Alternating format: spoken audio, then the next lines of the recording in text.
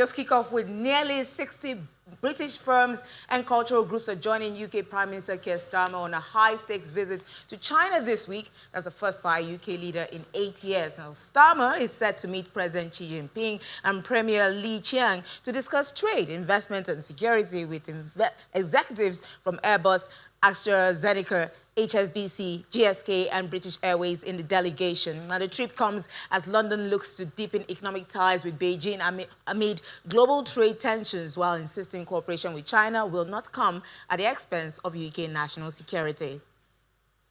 Now, gold has surged past $5,280 an ounce, hitting a record as the US dollar weakens. And the rally continued a strong run, rising 2% on Wednesday after a 3.4% jump the day before. Now, investors moved away from bonds and currencies, boosted by President Trump's comments downplaying the dollar's drop. Australia's inflation hit 3.6% in the fourth quarter of 2025, its highest in 6 quarters and in line with forecasts. Now, rising housing costs, food and recreation drove the increase, with quarterly inflation at 0.6%. Now, the readings suggest the Reserve Bank of Australia is likely to keep rates steady, with only cautious moves possible if inflation remains above targets. Up next, Chinese companies are racing to release AI models to compete with U.S. rivals. Now, Moonshot AI launched Kimi K2.5 with advanced video and agentic features, while Alibaba unveiled Qwen 3 Max, thinking for text, image, and video generation. Now, Z.AI also released a free version of its GLM 4.7 model, but limited sign-ups after demand surged.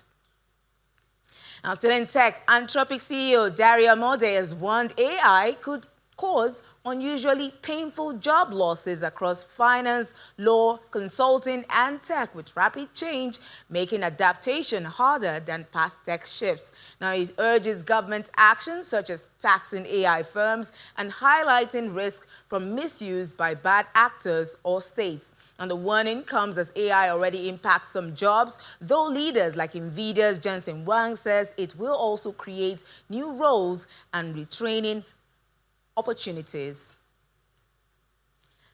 Now, talking of job losses, Amazon accidentally notified cloud staff of potential layoffs on Tuesday, mentioning organizational changes and impacted colleagues with a reference to Project Dawn, which may have been recalled. Now, additional corporate job cuts are expected this week following last year's 14,000 layoffs, as CEO Andy Jassy points to AI efficiency and reduced management layers.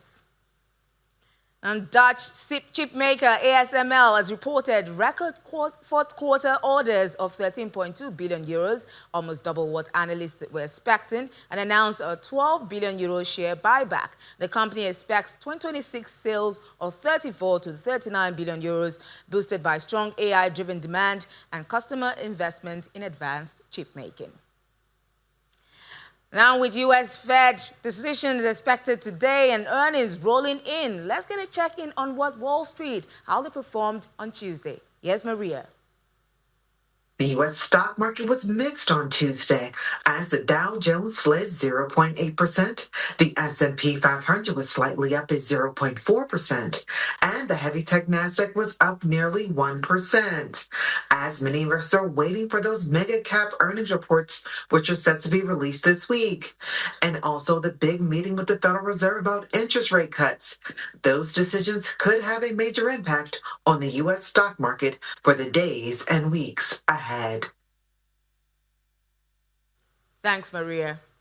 That's the global news brief for today. But before we head, I just want to say something to Ladi. Ladi, ASML's report coming in is kind of like very record-breaking. But the fact that that news announcement about their earnings is coming in, also we're getting news that there are going to be job cuts. About 1,700 people are going to lose their jobs. So it's more like, is it good and bad news at the same time? How like, is it so they like when you cut jobs. You know, that's... You know, how can you get orders, records you're getting up, more money, more double what you're expecting, and then you're going to go ahead and cut jobs? So how does it impact people who are working, or the sentiments of investors who are probably looking to make more profits? Yeah, so definitely you have to think deeply as an investor there. Try to make sense of what that company, you know, is doing right now. But definitely, yeah, not a good sign, you know, when you start, you know, laying off people. Definitely. at this point. And also, we're going to be looking forward to what Jerome Powell is going to do today. Oh, all eyes. Definitely, all eyes All on eyes the Fed today. on the Powell. Thank you so much. That's it.